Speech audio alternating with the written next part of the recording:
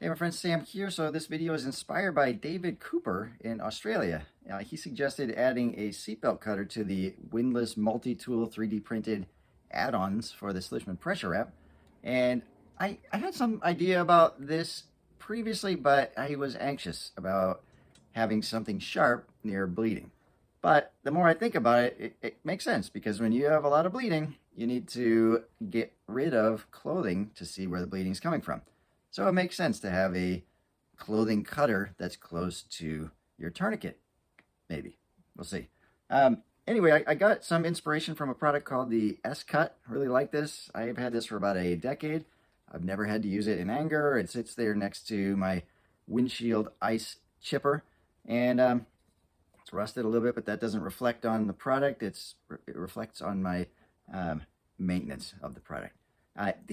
We don't really use these in ERs very much. Firefighters, paramedics use them more frequently. I think I use trauma shears more often.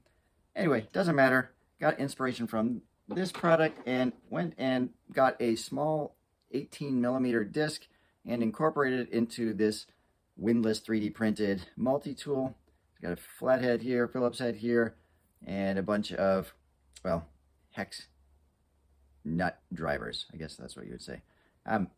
I know this doesn't replace your socket set, but sometimes you just need something that will hold an oxygen key or give a little twist. Doesn't matter. The point of this is, how well does this cutter cut seatbelt material? So here we go. I've got that seatbelt material. It goes through pretty easily.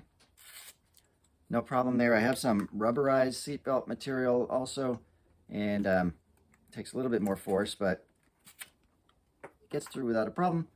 So we'll see. I have no idea what sort of IP the people of S-Cut have, and I have no intention of paying for an injection mold on this anytime soon, but perhaps this idea might be interesting to the folks of S-Cut. Maybe they want to add a new device to their repertoire.